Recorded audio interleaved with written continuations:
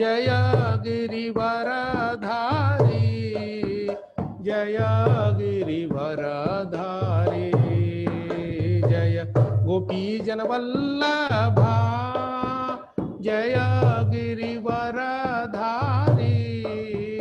जय गिरिवरधारी जय यशोदनंदन जय व्रजजनरंजन जय व्रजजनरंजन जय यशोदनंदन जय व्रजजनरंजन जय व्रजजनरंजन जय यमुनतीरवनचारी जय कुंज विहारी जय यमुनतीरावनचारी जय कुंज विहारी जय यमुनतीरावनचारी जय कुंज विहारी जय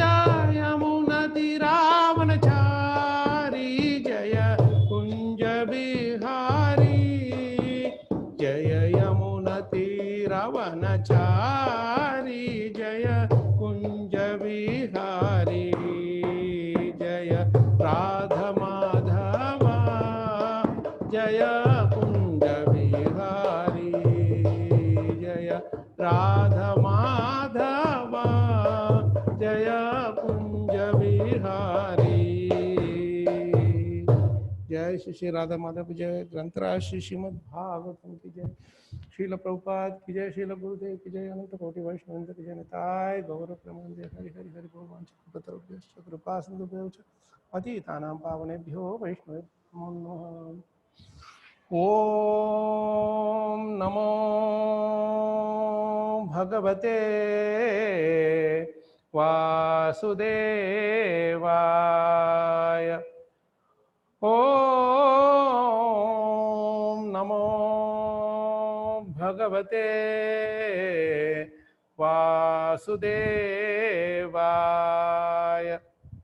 ओम नमो भगवते वासुदेवाय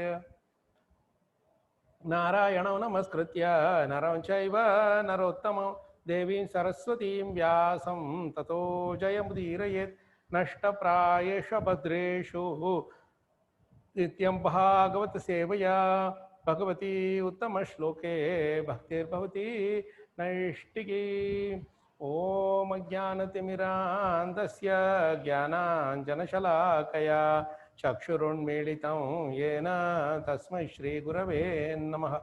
श्रीचैतन्यमनोभीष्टं स्थापितं येन भूतले स्वयं रूपकदा मह्यं ददाति स्वपदान्तिकं वन्देऽहं श्रीगुरोः श्रीयुतपादकमलं श्रीगुरून् वैष्णवांश्च श्रीरूपं साग्रजातं सहगणरघुनाथान्वितं तं सजीवं साद्वैतं सावधूतं परिजनसहितं कृष्णचैतन्यदेवं श्रीराधा कृष्णपादान् सहगणललिता श्रीविशाखान्वितांश्च हे कृष्ण करुणा सिंधो दीनबंधो जगत्पते गोपेश गोपिका कांत राधा कांत नमोस्तुते तप्त कांचन गौरंगी राधे वृंदावनेश्वरी वृषभानुसुते देवी प्रणमामि हरिप्रिये वाञ्छकल्पतरुभ्यश्च कृपा सिन्धुभ्य एव च पतितानां पावनेभ्यो वैष्णवेभ्यो नमो नमः। जय श्री कृष्ण चैतन्य प्रभु नित्यानंद श्री अद्वैत गदाधर श्रीवासादि गौर भक्त वृंद हरे कृष्ण कृष्ण कृष्ण हरे हरे हरे राम राम राम हरे हरे मूकं करोति वाचालं पंगुं लंघयते गिरिं यत्कृपातमहं वन्दे श्रीगुरून् दीनतारिणं श्रीपरमानन्दमाधवं श्रीचैतन्यमीश्वरं नमो विष्णुपादाय कृष्णप्रेष्ठाय भूतले श्रीमते महाविष्णुगोस्वामिन्निति नामिने नमः ओम विष्णुपादाय कृष्णप्रेष्ठाय भूतले श्रीमते भक्तिवेदांत स्वामिन्निति नामिने नमस्ते सारस्वते देवे गौरवाणी प्रचारिणे निर्विशेष शून्यवादी पाश्चात्य देशतारिणे। हरे कृष्णा। प्रभु जी सर माता जी दंडवत प्रणाम।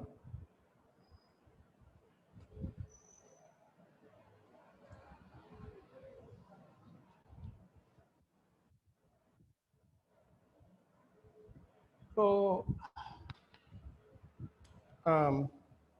वही टॉपिक तो वही है, रिस्पॉन्सिबिलिटी इन डिवोशनल सर्विस, भक्ति योग में हमारे जिम्मेदारियां।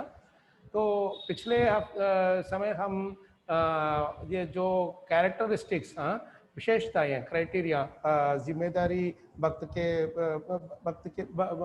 भक्तों को, उसमें हमने देखा कि भरोसामंद और विश्वसनीय एक बहुत बढ़िया विशेषता है, स्वभाव है जो एक जिम्मेदारी भक्त में होता है। तो अगर हमको भी जिम्मेदारी होना है तो ये सब स्वभाव हमारे अंदर हम भी सीख लेना चाहिए ये सबको। और इसमें हमने देखा अर्जुन और युधिष्ठिर महाराज में वो जैसे अपने ये जिम्मेदारी दिखाते थे दूसरों के ऊपर। तो हम आगे बढ़ेंगे। ये दूसरा चीज़ है। पहला चीज़ हमने देखा कि ट्रस्टवर्दी यानी विश्वसनीय। हनुमान और अर्जुन में हनुमान जी ने जैसे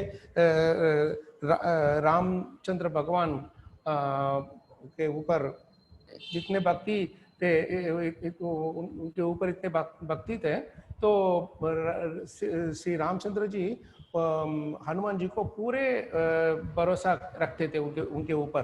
और वही तरह कृष्ण भगवान भी अर्जुन के ऊपर बहुत ज़्यादा भरोसा और विश्वास रखते थे। वो कैसे होता है, जितने भी हम जिम्मेदारी से हमारे काम करते हैं उतने से उतना भरोसा भी बढ़ जाएगा हमारे गुरु या सीनियर भक्तों है ना, उनको हमारे ऊपर। तो ये चीज़ है। हमने देखा कि कैसे अर्जुन ने भगवान के ऊपर अपने भक्ति से भगवान को अपने पास खींच लिया। तो उसके बाद हम ये भी बात कर रहे थे युधिष्ठिर महाराज के बारे में।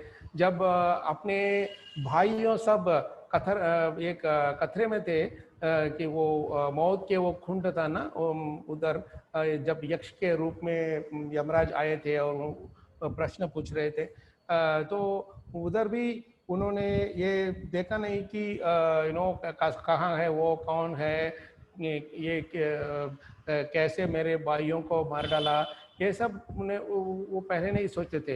ये ऐसे पहले सोचते थे कि कौन भी हो, लेकिन मैं अगर इस यक्ष को पराजय करना है तो जो कुछ भी वो पहले कहता है उसको मुझे पालन करना है। वो जो कुछ भी पूछता है मुझसे वो मुझे पालन करना है, मुझे फुलफिल करना है। तो ये कैसे सोचेंगे जिम्मेदारी भक्त, thinking of long term effects before acting.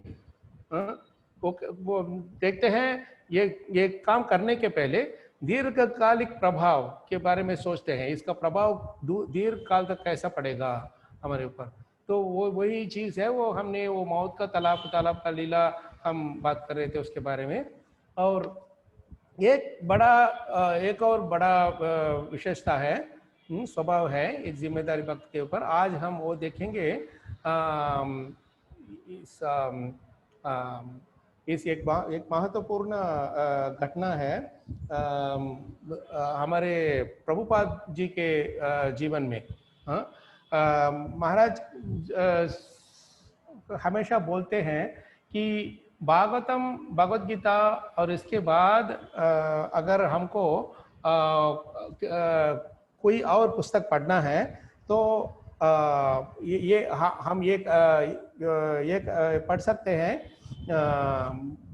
Prabhupada ji के यादें जो ये लोग हैं ना, जो भक्त लोग प्रभुपाद जी के डायरेक्ट डिसिपल्स हैं, उनके वो जो वो जो लिखे हैं अपने यादों को, प्रभुपाद के लीला वो सब, जो भी शिक्षा उनसे लिए थे, उनके लीलाएं से, ये सब चीज जो बुक पुस्तक के रूप में लिखा है वो और भी महत्वपूर्ण है, भागवतम के जैसा ही है, क्योंकि प्रभुपाद जी स्वयं पर्सन भागवत है, और भक्त भागवत है, और जो कुछ भी उनके जिंदगी में उन्होंने हमको निभा के सिखाया, वो सब हमको भी बहुत ज्यादा शिक्षा देने वाला है, दे सकता है। क्योंकि भागवतम में एक श्लोक जो होगा, लेकिन उसको कैसे हमारे जिंदगी में हम व्यवहार में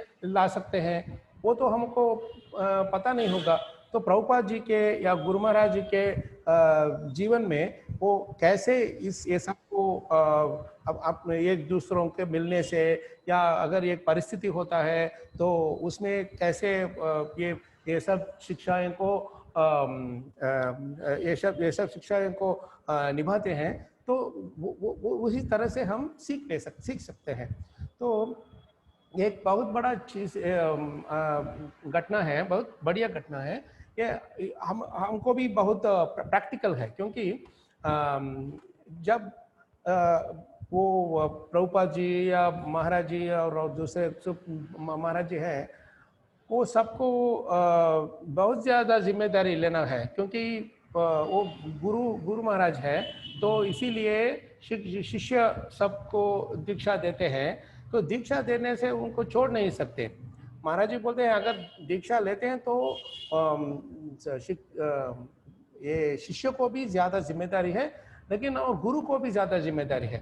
हम वैसे ही हम भी प्रचार करते हैं या भक्ति करते हैं, तो किसी न किसी लोग आते हैं, कोई लोग आते हैं मंदिर से हमसे मिलते हैं, और या अंदर आके हमसे पूछते हैं, कुछ पूछताछ करते हैं, तो हमको जिम्मेदारी से उनसे बात करना है। तो रिश्ता बन जाता है।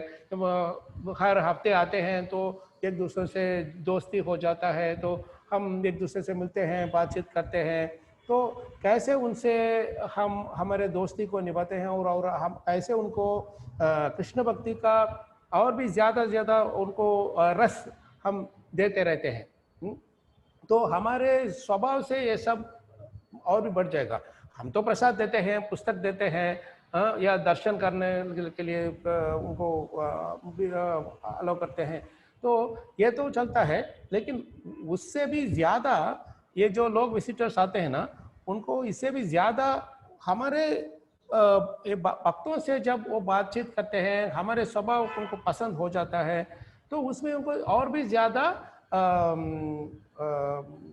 वो क्या बोलते हैं, लाइकिंग, इच्छा आ जाएगा हर बार, हर हफ्ते या हर दिन भी आने के लिए।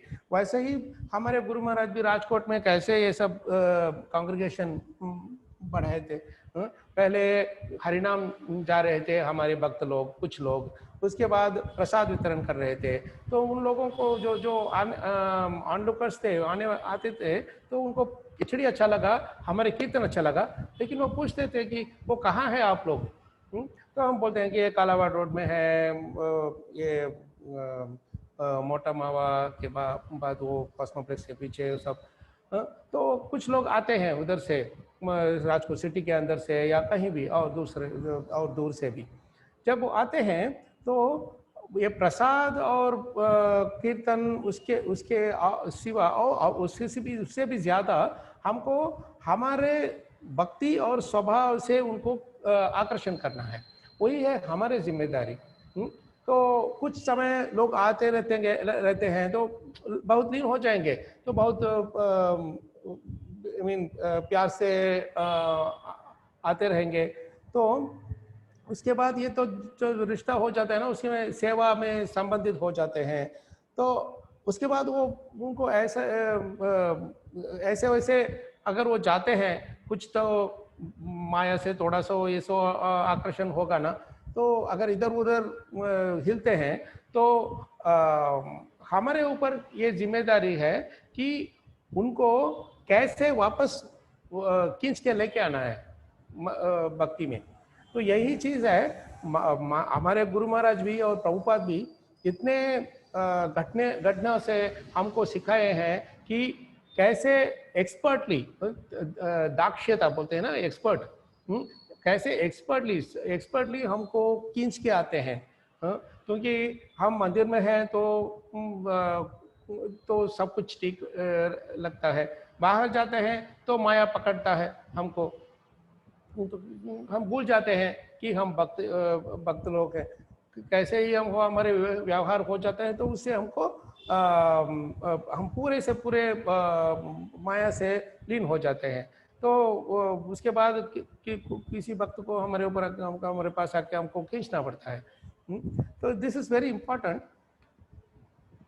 कैसे हम दूसरे लोगों को, अगर वो ऐसे वैसे बाहर जाते हैं भक्ति से, तो कैसे उनको वापस लेके आना है।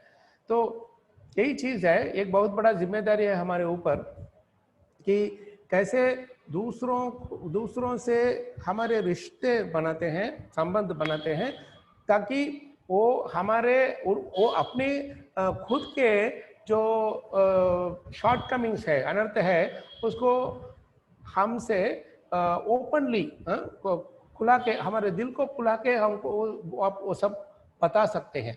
ये बहुत बड़ा सीक्रेट है। क्योंकि अगर हमारे बर्ताव ऐसा है कि वो हमारे साथ अपने दिल को खुला नहीं सकते हैं, तो हमको पता ही नहीं होगा कि वो कहाँ, उनका परिस्थिति क्या है। तो कैसे हम उनको वापस लेके आ सकते हैं? हमको देखते ही वो डर डर के भाग जाएगा। तो अगर वो भाग जाता है तो कैसे भगवान के पास लेके आ सकते हैं? तो this is a very important responsibility हमारे ऊपर, जो जिम्मेदारी है, बहुत बड़ा रिस्पॉन्सिबिलिटी है। क्योंकि एक भक्त को थोड़ा आसान से भगवान के पास लेके आ सकते हैं, क्योंकि दूर से ही वो मंदिर को देखते हैं तो बहुत बड़ा मंदिर है, चलो जाके देखते हैं, ऐसे सोच के आ जाते हैं। तो प्रसाद लेते हैं, दर्शन लेते हैं, और बहुत बढ़िया है, बहुत बढ़िया है, ऐसे बोल के चले जाते हैं। लेकिन बार बार मंदिर आना और बार बार आने के बाद मंदिर में सेवा करने का एक व्हाट यू से फॉर दैट आकर्षण, सेवा करने का आकर्षण, और एक very very very powerful attraction इतना बढ़ जाता है कि अगर एक दिन सेवा करने का मौका छूट जाता है तो उनको वो बहुत चिंतित दुखी हो जाते हैं। तो कैसे इस तरह का आकर्षण बढ़ा सकते हैं हम, दैट इज वेरी इंपॉर्टेंट। अगर हम सब देखते हैं, हमारे अपने खुद की जिंदगी को देखते हैं, तो हमको पता चलेगा कि कैसे महाराज और प्रभुपाद ने हम सबको भगवान के पास खींच के आया। पहले तो हम वैसे नहीं, आकर्षित नहीं थे कि ये क्या है, ये इस्कॉन क्या है, ये मंदिर क्या है, इधर तो भगवत गीता पढ़ते हैं, जैसे ऐसे अप एंड डाउन ऐसे कूद के कीर्तन करते हैं। तो ये सब क्या चीज़ है, अच्छा लगता है कि, लेकिन ये तो मेरा क्या मेरा it's not my cup of T जैसे ना, तो ये मेरा जैसा ये चीज़ नहीं है, मेरे ये लायक नहीं है, ऐसे सोचते हैं पहले। लेकिन बार बार हमको इसका एक्सपीरियंस, अनुभव होने से हम आकर्षित हो जाते हैं, तो बार बार जाते हैं।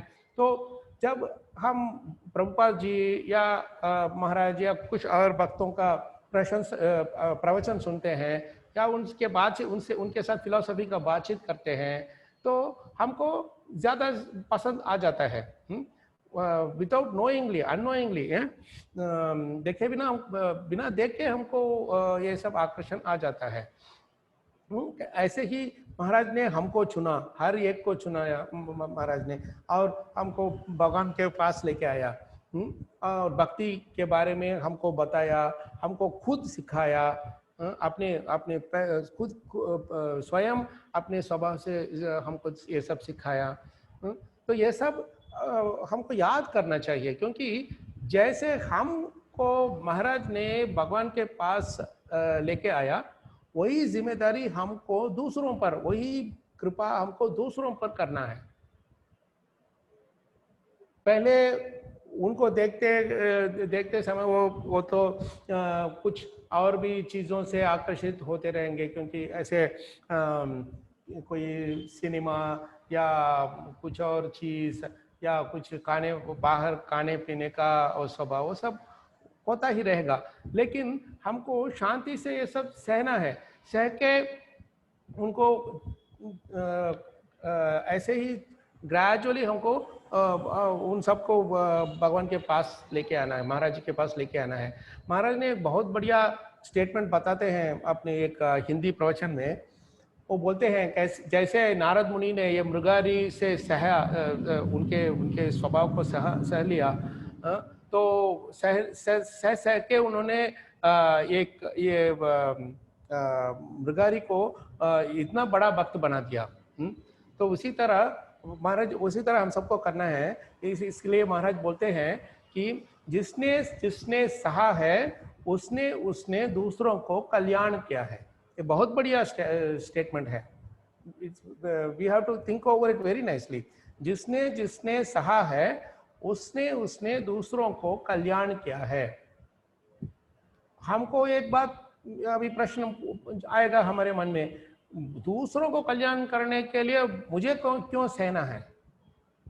वो क्या है, मुझे क्यों कष्ट उठाना है दूसरों को कल्याण करने के लिए? वो भाई सोच भी नहीं सकता, ये सोच भी नहीं करता है कि ये वक्त ये आदमी मेरे ऊपर इतना कृपा किया है कि मुझे इतना सहा है कि इसीलिए मैं आज भक्ति में आया।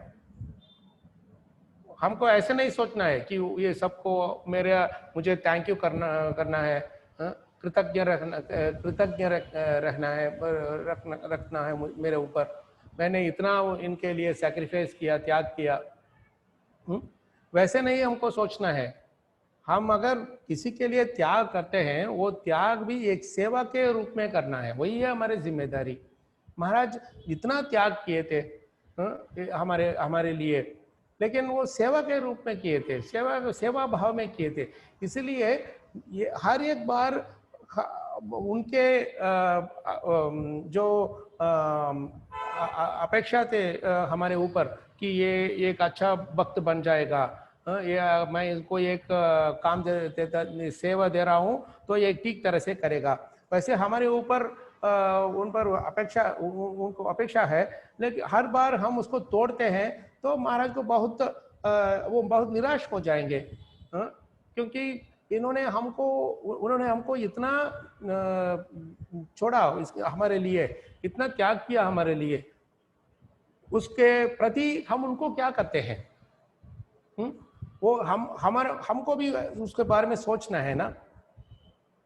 तो अगर जब भी हम सोचते हैं कि महाराज ने हमारे ऊपर इतना कृपा किया है, इतना त्याग किया है, तो मैं उनके लिए उनके प्रति कुछ भी नहीं करता हूँ, अगर हम ऐसे सोचते हैं तो हम कृतज्ञ बन जाएंगे।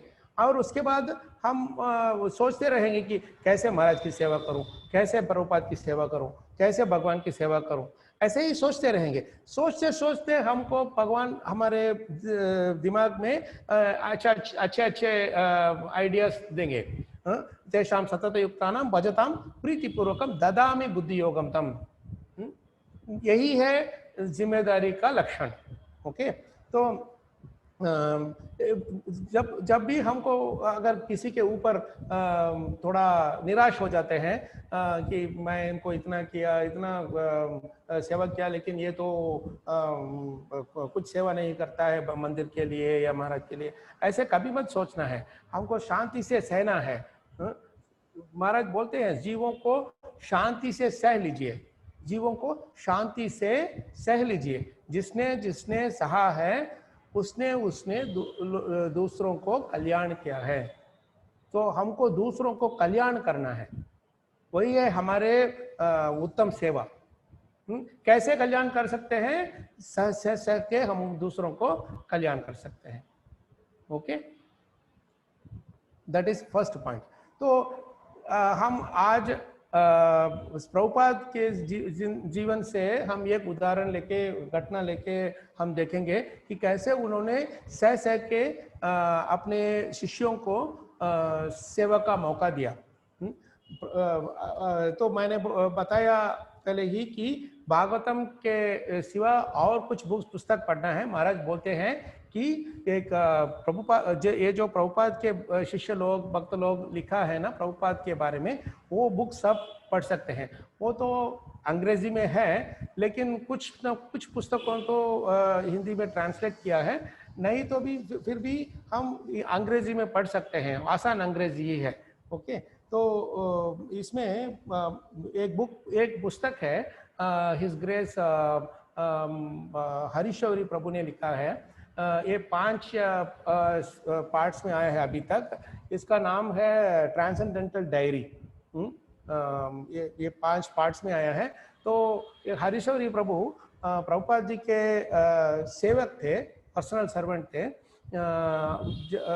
1975 से मार्च 19 अक्टूबर या सितंबर 95 से 1975 से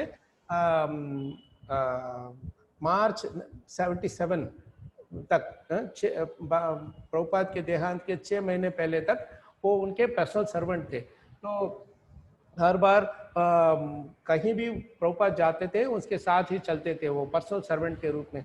तो उनका सेवा था उनको, उनके लिए खाना पकाना और मसाज करना, उनका जो कुछ भी देखभाल करना, सब वॉशिंग सब करना, ये धोना, सब कुछ, सब सेवा पर्सनल सर्वेंट के रूप में सब सेवा करना है उनका। ओके, तो वो जब वो उनके पास रहते थे तो जो कुछ भी घटना हुआ, प्रभुपाद ने जो क्लास दिया था, प्रभुपाद जो चिट्ठी लिखे थे, किसी के साथ फोन करते थे, फोन में बातचीत करते थे, या कोई भी फिलोसोफर या स्कॉलर से मिलते थे, ये सब के बारे में डिटेल लिखा है। बहुत बढ़िया पुस्तक है। जब मैं पुस्तक को पढ़ने लगा, मुझे ऐसा लगा कि इस पुस्तक को खत्म करने के बाद ही मैं भागवतम भी ले सकता हूँ, इतना इंटरेस्ट था। तो think somebody raised their hand. Okay, so anyway we will continue. तो इधर एक बात है, जब होनोलुलु हवाई है कंट्री, उसमें होनोलुलु नाम का सिटी है, तो उधर बहुत बड़ा मंदिर बना दिया हमारे प्रभुपाद जी के शिष्यों ने। तो प्रभुपाद जी उधर गए थे। ये तो 1976 में मई जून में आता है, उस समय 1976 में जून के आसपास उधर 1 महीने तक तो रहते थे। तो उस समय अपने ट्रांसलेशन जब सब कर रहे थे, 7वें स्कंद का और 8वें स्कंद का ट्रांसलेशन कर रहे थे।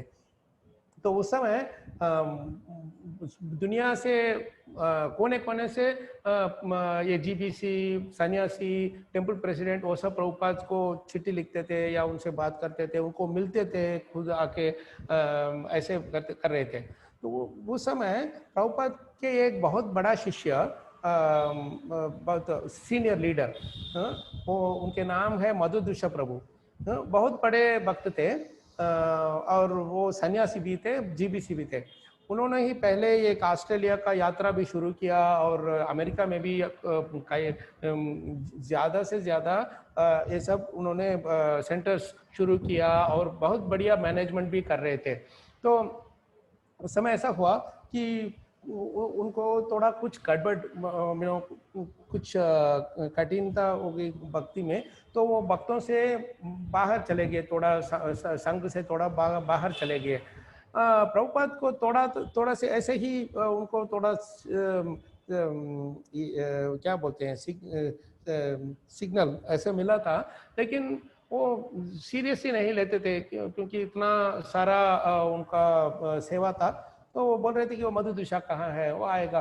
तो भक्त लोग बोल रहे थे कि वो नहीं, वो मंदिर में नहीं आ रहा है, हम सब ऐसे ही चलते रहते हैं। तो न्यूयॉर्क में, ब्रुकलिन न्यूयॉर्क उधर आसपास में रहते थे। लेकिन कहाँ रहते हैं वो ये कोई भी भक्त को मालूम नहीं। लेकिन उस समय प्रभुपाद को बहुत चिंतित हो गए, तो वो पूछ रहे थे कि कैसे उनसे मिल सकता है। उस समय कुछ दिन के बाद हवाई में जब प्रभुपाद रहते थे, उनको एक चिट्ठी आया था। तो वो चिट्ठी आया था ये मधुदिशा प्रभु से उनसे आया था। तो वो चिट्ठी यानी टेलीग्राम पहले आया था। टेलीग्राम में उन्होंने लिखा था, मैं just read the words, Telegram. आप एक बात सोचिए कि आज तो हमारे पास व्हाट्सएप है, फेसबुक है, फोन है, मोबाइल फोन है, या ईमेल है, सब कुछ है। तो उसी क्षण में वो पहुंच सकता है। ब्लू टिक अगर हो जाता है तो वो उन्होंने पढ़ लिया, हमको ये तो हो जाएगा बस। लेकिन उन दिनों में एक चिट्ठी को भेजने के बाद डिलीवरी एड्रेस में पहुंचने का 7 या 8 दिन लगेगा। और प्रभुपाद जी एक जगह पे ज्यादा से ज्यादा 1 हफ्ते के ज्यादा और नहीं रहते थे। तो ये जब चिट्ठी डालते हैं और उधर पहुंचता है, और वो उन लोगों को वापस चिट्ठी भेजने का कहाँ कौन से एड्रेस में भेजना है वो भी पता नहीं। अगर भेजते हैं तो भी मिस हो जाता है। तो कैसे कम्युनिकेशन कैसे चलेगा?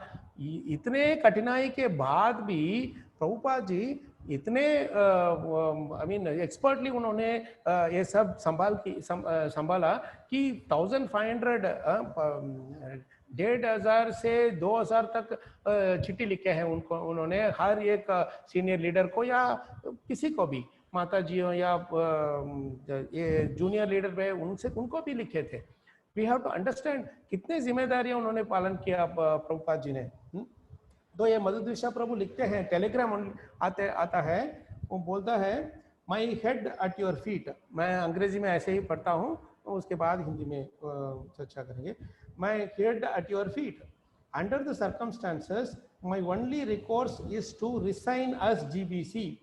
Please allow me to remain serving you in some humble way, letter to follow. ऐसे लिखते हैं, सिर्फ 4 लाइन है। मैं मेरा GBC का जिम्मेदारी छोड़ता हूँ, मैं मेरे सिर आपके चरणों में लगाता हूँ, मैं आपको प्रणाम करता हूँ। मुझे आपका सेवा करना है, लेकिन मैं ऐसे ही GBC जैसे कंटिन्यू नहीं कर सकता।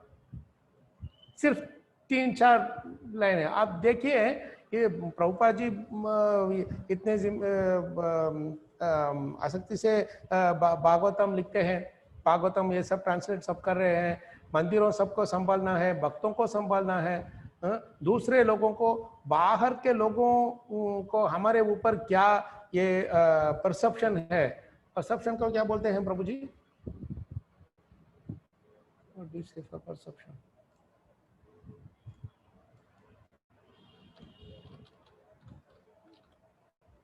अनुभूति, अनुभूति बोलते हैं क्या? ये जो अनुभूति है दूसरों को हमारे मंदिर के बारे में, जो भी समझौता है वो सब क्या है ये हमको पता ही नहीं है। तो we have to also manage the perception. ये सब है प्रभुपाद जी के ऊपर जिम्मेदारियां। उसके बीच में ये लोग आते हैं, एक दूसरे से झगड़ा करते हैं। ये सब सीनियर लीडर हैं, एक दूसरों से झगड़ा करते हैं, बोलते हैं अगर ये है तो मैं काम नहीं करूंगा, वो बोलता है अगर ये है तो मैं काम करना नहीं करूंगा। कैसे ये सबको संभाल सकते हैं वो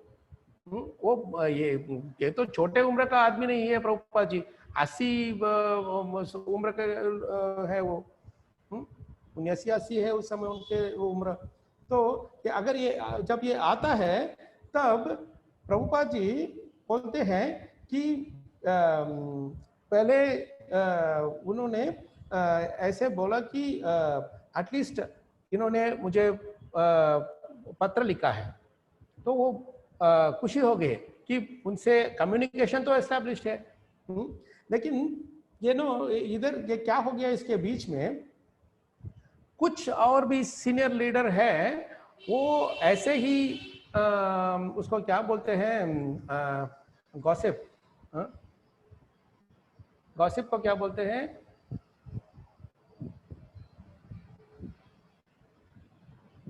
अफवाह, अफवाह, प्रजल्प, प्रजल्प, प्रजल्प, प्रजल्प, रूमर्स, प्रजल्प। तो प्रजल्प करते हैं, ऐसे ऐसे करके मधुसूदन प्रभु के बारे में ये बोल दिया कि ये चला गया, बाहर चला गया, ये तो ये हो गया, वो हो गया, ऐसे ऐसे ऐसे कुछ ना कुछ तो बता दिया। तो प्रभुपाद जी बहुत गुस्से हो गए कि ऐसे क्यों किए तुम? ये मेरे साथ पत्र भेजता है, मेरे साथ कम्युनिकेशन कर रहा है, तो बीच में तुम ऐसे कर दिया कि सब मंदिर में बता दिया कि मधुदुषा फॉल डाउन, मधुदुषा फॉल डाउन। तो इनके पास 1% का जो अपॉर्चुनिटी ऑप्शन था वापस आने का, ये भी तुमने खत्म कर दिया। ऐसे भी कैसे कर सकते हो? मैं लीडर हूँ, मेरे पास आके तुमको पूछना है एक कैसे हो रहा है। तुमको कैसे पता कि वो फॉल डाउन हो गया या इधर चला गया, उधर चला गया?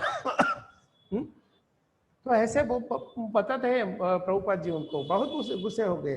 तो उसके बाद क्योंकि वो कहाँ से वो लेटर भेजते हैं, वो एड्रेस भी नहीं है प्रभुपाद जी के पास। देखिए कितने कष्टों को संभालना पड़ता है प्रभुपाद जी को। यही है जिम्मेदारी लीडर का महत्व। उसके बाद भी उन्होंने छोड़ा नहीं।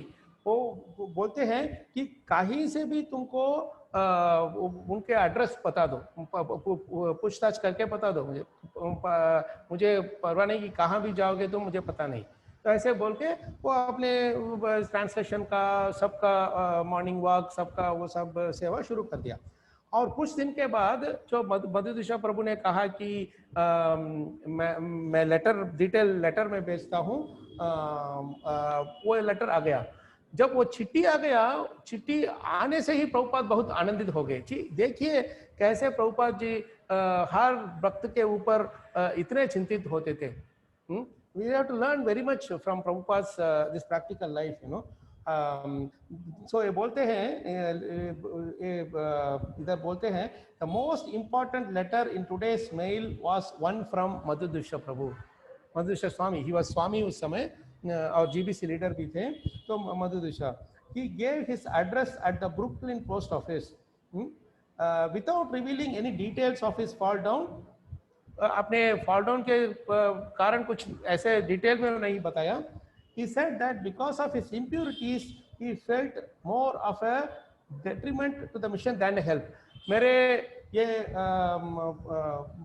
जो कुछ भी मेरे ऊपर मेरे पास अनर्थता है, ये अनर्थ से मैं एक सेवा करने के सिवा मैं ज्यादा भारी पड़ गया हूँ, मैं भारी हो गया हूँ मैं आपके ऊपर।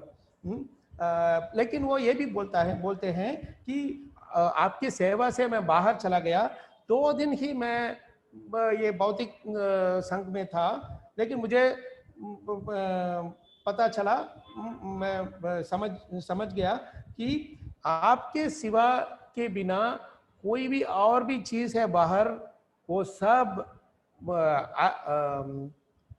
what you call aswastha, no, without any essence. What do you say for that, Prabhu? Without any taste.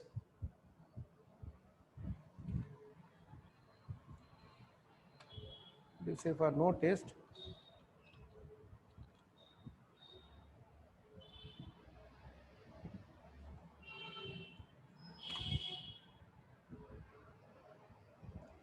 रुचि बोलते हैं क्या? घृणा करना है। तो आई मीन ही वाज, वो क्या बोलते हैं उसको, हेटिंग, घृणा करते हैं। तो ये भौतिक दुनिया में जो कुछ भी मैं सेवा करता था 2 दिन के लिए, मुझे समझ में आया है इसमें कुछ भी रस नहीं है, कुछ भी रस नहीं है इधर। अब वो ऐसे बोलते हैं। और उसके बाद एक बहुत बढ़िया बात बोलते हैं वो, ये मधुसूदन प्रभु लिखते हैं प्रभुपाद जी को, वो लिखते हैं therefore if Krishna allows me, I will keep on chanting and praying that he will allow me to serve you in some humble way. वो बोलते हैं कि अगर भगवान मुझे मौका देते हैं तो मैं कंटिन्यूसली मैं चैंटिंग और प्रार्थना करूंगा कि मैं आपके सेवा में वापस आ जाऊं, ऐसे बोलते हैं। और ये एक और बहुत बहुत बढ़िया बात बोलते हैं, ये हमको एक बहुत अच्छा शिक्षा है ये, जो प्रभु जी बोलते हैं कि he said that यानी हरीशौरी प्रभु लिखते हैं, he said that he got to the point where he felt his service had become completely molded by what others thought rather than being performed out of love for Krishna. This is a very very very nice point प्रभु सन माता जी। ये जो वो लिखते हैं, मैं हिंदी में आपको बताता हूँ। एक मिनट, मैंने क्या बताया पॉइंट। तो उन्होंने कहा कि एक वो ऐसे मुकाम में पहुंच गए जहां उन्होंने महसूस किया कि उनकी सेवा पूरी तरह से उनके द्वारा या उनकी सेवा के बारे में सोचने के बजाय पूरी तरह डल गई थी, और उनके बजाय कृष्ण के लिए स्वाभाविक रूप से सेवा से प्यार, स्वाभाविक रूप से प्यार करते बिना सेवा को, वो दूसरों के बारे में वो ऐसे एक ऐसा सोचेगा, वो कैसे सोचेगा, ऐसे ही अगर मैं ये करूं तो वो ऐसे सोचेंगे, अगर वो करूं तो वो ऐसा सोचेगा, वो ऐसे बताएंगे, इनके ऊपर ऐसे गलतफहमी हो जाएगा। ऐसे ऐसे सोच के हम नेचुरल लाइफ लीड करने का वो भूल जाते हैं, पूरे से पूरे हमको भूल जाते हैं।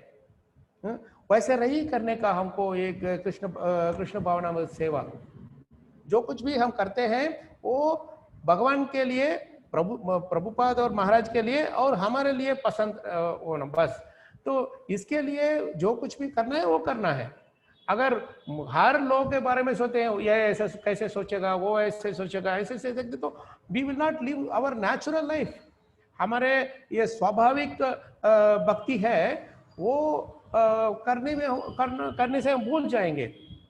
ओके, तो ये बोलते हैं मैं ऐसे हटक गया हूँ, इसीलिए मुझे ये जीबीसी ये सब नहीं चाहिए, लीडरशिप नहीं चाहिए, मुझे सिर्फ आपके लिए मीनियल सर्विस जो सेवा जो कर सकता हूँ, आप मुझे उसका मौका दीजिए। ऐसे बोल के वो बोलते हैं कि मैं आपको हवाई से मिल नहीं सकता, अगर मैं आपको लॉस एंजलिस में मिल सकता हूँ, हवाई से लॉस एंजलिस पास में है, और प्रभुपाद जी हवाई के बाद लॉस एंजलिस जाने वाले हैं, उधर जाने वाले हैं 1 महीने के लिए। तो वो बोलते हैं मधुदिशा प्रभु कि मैं आपको अगर कृष्णा विलिंग में आपको लॉस एंजलिस में मिलूंगा। सुनते ही नेक्स्ट मोमेंट प्रभुपाद जी एक टेलीग्राम भेजते हैं। कहाँ भेजते हैं? ब्रुकलिन पोस्ट ऑफिस में। ब्रुकलिन पोस्ट ऑफिस एड्रेस दिए हैं मधुदिशा प्रभु ने। तो सोचिए पोस्ट ऑफिस में जाता है वो टेलीग्राम, उधर से अगर मधुदिशा प्रभु को पहुंचता है कि नहीं वो भी पता नहीं है, पता नहीं चलेगा। फिर भी उन्होंने लिखा सोच के, ऐसे सोच के कि जरूर पहुंचेगा। लेटर भी लिखा और ये टेलीग्राम भी लिखा। वो बोलते हैं बहुत बढ़िया है ये सुनने के लिए। प्रभुपाद जी मधुदिशा प्रभु को बोलते हैं, I want to meet you immediately. If you do not come to Hawaii and you want to come to Los Angeles, then I can go to Los Angeles immediately. If you actually want to give me service, then you can live with me. I want your service. Please थोड़े ध्यान से सुनिए कैसे प्रभुपाद इससे लिखते हैं, इससे हमको पता चलेगा इतने प्यार करते हैं अपने हर एक शिष्य को Prabhupada ji. This is the जिम्मेदारी, यही है जिम्मेदारी। जब हम हर भक्त लोग हैं उनसे ऐसे प्यार करते हैं तो कैसे वो छोड़ के जाएगा बाहर। प्रभुपाद जी खींच के आते हैं, बाहर जाता है तो भी फिर भी खींच के आते हैं। हमारे गुरु महाराज भी ऐसे ही किए थे, हर एक भक्त को खींच के आते थे। अगर हम ऐसे सोचते हैं कि नहीं हम महाराज से बात करने का, मैं तो इतना भक्ति नहीं करता हूँ, उनसे क्या बात कर सकता हूँ मैं, ऐसे हम सोच के घर में बैठेंगे, लेकिन महाराज हमको फोन करेंगे, कैसे हो, बीबी कैसे हैं, बाल बच्चे कैसे हैं, माता पिता कैसे हैं, काम कैसे चल रहा है, तुम्हारी तबीयत सब ठीक है। ये सब पूछने के बाद ही हमारे पास भागवतम या कुछ तो बताएंगे, इसका बातचीत करेंगे। उनको पता है कि ये सब चीज हमारे ऊपर ये चिंता करने का बात है सब। तो इसीलिए वो हमको हमारे पास बैठ के हमको ये सॉल्यूशन सब देते हैं। हर एक प्रॉब्लम को हमारे पिताजी या नाना जी जैसे बैठ के हमको सॉल्यूशन देते हैं। हमको भी ये सब अनुभव है। हमने स्वयं अनुभव किए हैं ये सब। इसी तरह प्रभुपाद जी लिखते हैं, I want to meet you immediately if you. देखिए प्रभुपाद जी को इतने काम है, हवाई में बैठ के काम कर रहे हैं, ये सब को सब, और उसके 10 दिन के बाद ही, 10 दिन या 2 हफ्ते के बाद ही उनको लॉस एंजलिस पहुंचना है। लेकिन ये चिट्ठी आया उसी समय वो बोलते हैं कि अगर तुम लॉस एंजलिस आ सकते हो तो मैं लॉस एंजलिस जा सकता हूँ।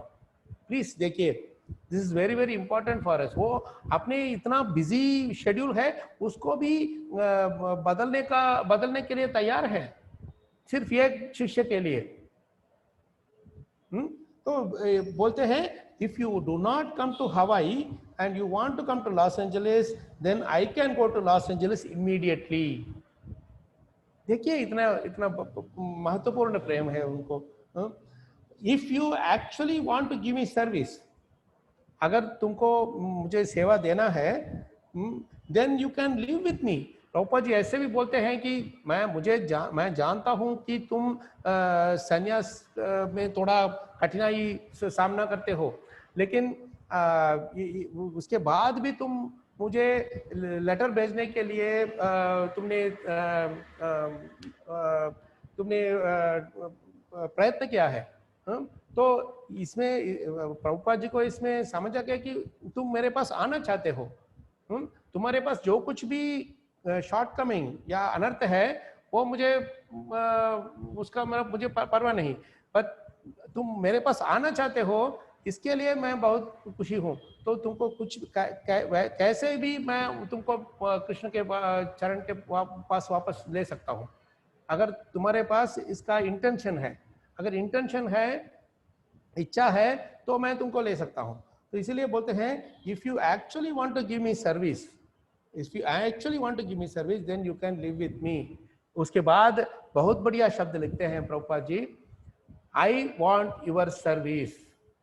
इतना बढ़िया है। जब मैं इसको देखा, मैंने इसको पढ़ा, मुझे I mean I can't imagine, मैं समझ नहीं सकता कि प्रभुपाद जी इतने प्यार करते हैं हर एक शिष्य को। वो शिष्य को इतना महसूस होगा कि प्रभुपाद मुझे इतना प्रेम करते हैं, मैं उनको वापस दे नहीं सकता। इसी तरह हर बार हमारे गुरु महाराज भी ऐसे ही किए थे। हर बार वो फोन किए थे, या अगर हम फोन करते हैं वो हमसे बात करते हैं, या दूसरों से हमारे बारे में बात करते हैं। ये सब चीज में हर बार महाराज जी ये हमको ये अनुभव देते हैं कि महाराज जी इतने प्यार करते हैं हमसे। अगर वो हमको डायरेक्टली देखा है या नहीं देखा है, वो सब चीज छोड़ दीजिए। अब भी महाराज हम सबको प्यार करते हैं। मैं बोलता हूं आपको, एक बात है, आई विल टेल यू। एक हमने थोड़ा एक भागवतम का सेमिनार किया बेंगलुर में पिछले 3 हफ्ते में। उस समय एक भक्त है, मुझे उनका नाम भी पता नहीं, ये जो ऑर्गेनाइजर थे उन्होंने ये मैसेज हमको फॉरवर्ड किया। ये भक्त प्रभु जी महाराज के शिष्य नहीं है, और वो महाराज को देखा भी नहीं, महाराज के बारे में सुने हैं कुछ न कुछ। तो वो बोलते हैं, ये वो ऑर्गेनाइजर को लिखे हैं, मुझे नहीं, ऑर्गेनाइजर को लिखे हैं, ऑर्गेनाइजर मुझे फॉरवर्ड किया। Hare Krishna Prabhu, just now I was reading Pearls of Wisdom book by His Holiness Mahavishnu Goswami Maharaj. When I read the history of ISKCON Dwarka, tears were rolling from my eyes and felt grateful to be part of ISKCON. Pure devotion of Maharaj is very inspiring also, and also Prabhu had depicted it very nicely. Like that उन्होंने और दूसरे को और भी बात भागवतम के class के बारे में वो सब टैंक बोल के ये सब किए हैं। लेकिन देखिए सिर्फ वो पॉल्स ऑफ विजडम में वो इंट्रोडक्शन में जो कुछ भी है वो पैसेज महाराज के इस्कॉन द्वारका और इस्कॉन राजकोट का मंदिर का स्थापना करने का वो जो इतिहास है उसको वैष्णव प्रभु ने ही बताया। वो सब चीज हमको हमने सिर्फ लिखे हैं लेकिन वो सब हिस्ट्री सब वैष्णव सेवा प्रभु ने बताया। तो वो बोलते हैं when I read the history of ISKCON Dwarka tears are rolling from eyes and felt grateful to be part of ISKCON. यही है चीज प्रभु जी से माता जी, जब भी हम कुछ भी सेवा करते हैं वो ये छोटा सा सेवा होगा या बड़ा ये बढ़िया सेवा होगा, दोनों एक ही है। जैसे वो खिलरी और हनुमान दोनों के सेवा रामचंद्र भगवान को एक ही जैसा है, उसी तरह महाराज जी को जो कुछ भी हम सेवा करते हैं वो सब सीधे से सीधा प्रभुपाद जी और कृष्ण भगवान के श्री श्री राधा नील माधव के चरणों में पहुंच जाएगा। विश्वास रखिए सब यही है चीज जो ये एक ही घटना है हमने देखा आज। इसमें हमको कैसे मधुसूदन प्रभु को भी प्रभुपाद जी के ऊपर इतना प्यार था। जब भी ये सब घटना चल रहा था उनके खुद के अपने जिंदगी में, तो इसको भी सामना करके और हमारे ऊपर जो उनके ऊपर जो प्रभुपाद जी ने जिम्मेदारी दिया थे जीबीसी का या सन्यासी का, उसको भी याद है, उसके बारे में उनको याद है कि मैं उसका निभा नहीं ठीक तरह से मैं निभा नहीं सकता हूँ, तो मुझे ये भी क्या बोलते हैं गिल्टी, मैं चिंतित हूँ, रिपेंटेंट चिंतित हूँ इसके लिए। तो मुझे इसको ठीक करना है मुझे, लेकिन कैसे ठीक करना है? प्रभुपाद जी के चरणों के पास जाने से ही ठीक होगा। इसी तरह हमको भी ये जिम्मेदारी रखना है कि जब भी हम कठिनाई में हैं, जो कुछ भी कष्ट आते हैं, ये भौतिक दुनिया को सामना करते समय, तो हमको एक सबसे ज्यादा हमारे ऊपर एक जिम्मेदारी है महाराज जी के चरण कमलों को टाइटली प्रभु खींच के व्यवस्थित, टाइटली मीन्स व्यवस्थित रीते, पूर्ण रूप से पकड़ना है। खींच के पकड़ना है। हम कभी भी ऐसे मत सोचना कि मैं बाहर जाऊं, थोड़ा ये सिक लीव लेके जाऊं बाहर, नहीं। सिक लीव लेके लाते सिक हो जाएंगे और कोरोना पकड़ लेगा हमको। तो दिस इज द पॉइंट। मुझे और भी बात है, लेकिन मुझे सिर्फ इसके बारे में आज मैं कल एक हफ्ते से इसके बारे में ही मैं सोच रहा हूँ, एक लेटर के बारे में, इसे लेटर टेलीग्राम ये सबको पढ़ के मुझे सिर्फ इसके बारे में मुझे याद आया।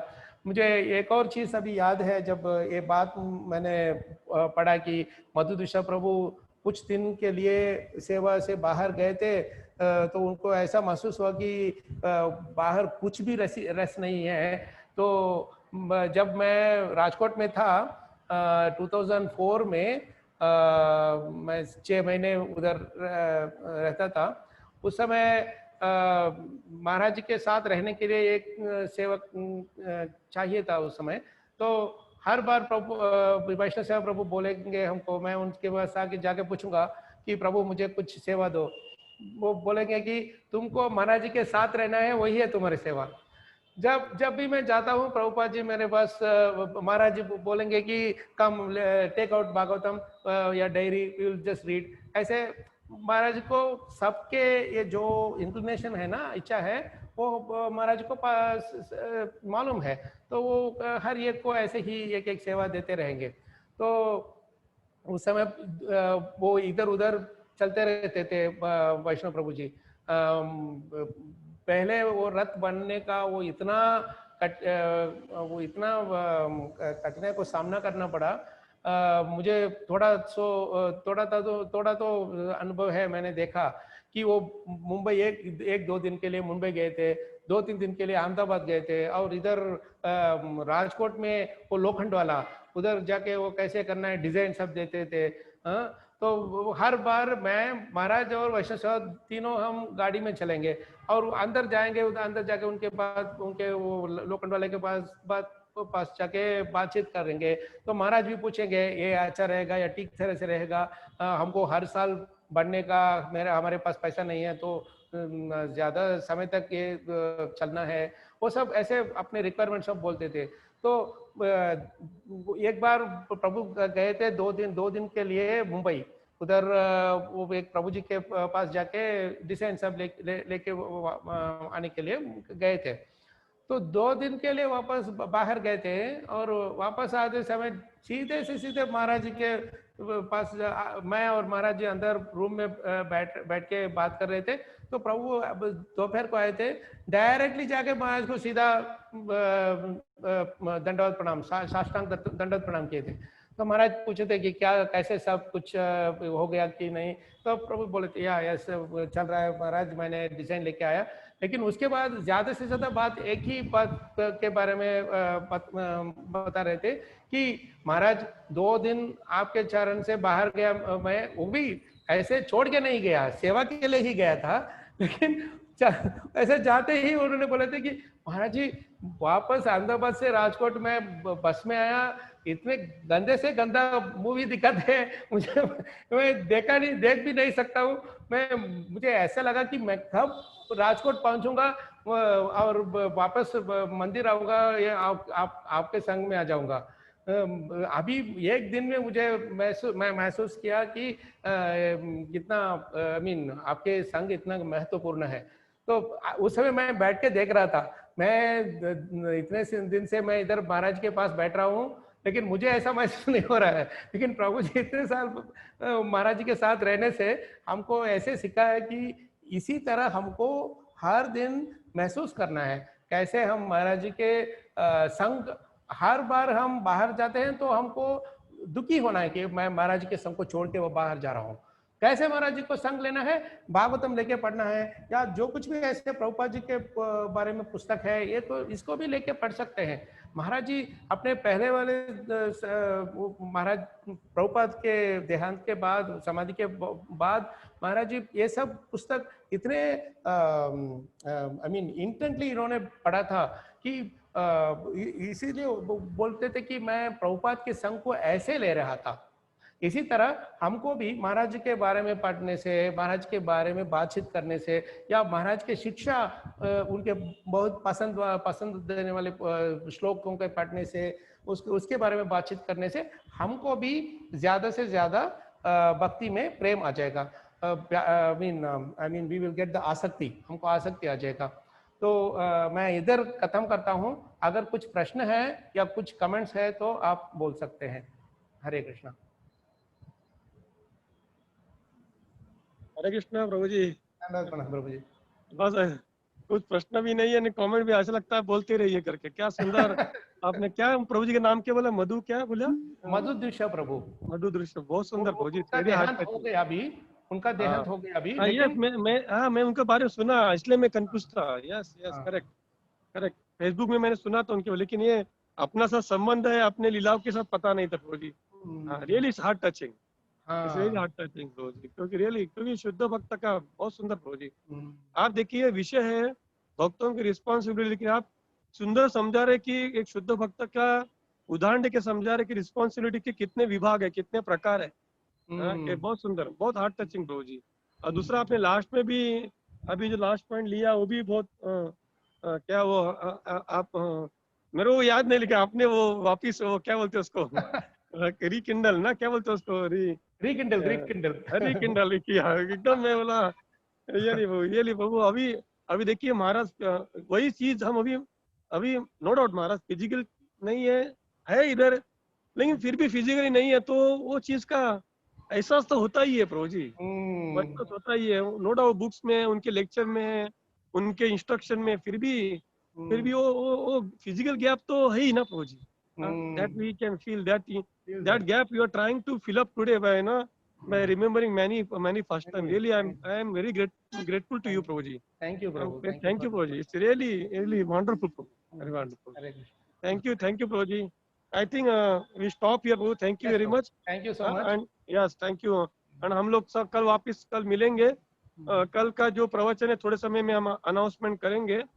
कल संडे है, हाँ सॉरी, कल कल प्रवचन देंगे भक्ति दैत्य आदित्य महाराज, आदि पुरुष जो स्वामी। अपने आदि पुरुष, हाँ महाराज, जो भुवनेश्वर से है, लेकिन अभी सन्यासी है तो भ्रमण करते रहते हैं। अभी कलकत्ता मंदिर में है, और अपने इधर पिछले रथ यात्रा जनवरी रथ यात्रा में अपने साथ थे, इधर द्वारका में या राजकोट में भी थे 25-26 जनवरी को, और बहुत सुंदर प्रवचन देते। तो उनका कल संडे का प्रवचन है, शाम को 6 बजे। तो आप लोग सब लोग जुड़ जाइए शाम को 6 बजे। सन्यासी है और बहुत सुंदर ही प्रवचन देते हैं। तो मैं मंदिर की तरफ से और सभी भक्तों की तरफ से कालचक्र प्रभु जी को बहुत बहुत धन्यवाद देता हूँ कि बहुत ही सुंदर जो भक्तों की जवाबदारी की मालिका उनकी चल रही है, और उसी में बारे में वो कंटिन्यू कर रहे हैं, और भी आगे हमको रस देते रहेंगे, ऐसे मैं आशा करते हैं। बहुत धन्यवाद प्रभु जी, धन्यवाद बहुत प्रभु। धन्यवाद, वांछगणपतरुभ्यश्च धन्यवाद, कृपासिन्धुभ्यश्च धन्यवाद। पतितानां पावनेभ्यो नमो नमः। अनंत कोटि वैष्णव की जय। ग्रंथराज श्रीमद् भागवतम की जय। श्रील प्रभुपाद की जय। श्रील गुरुदेव की जय।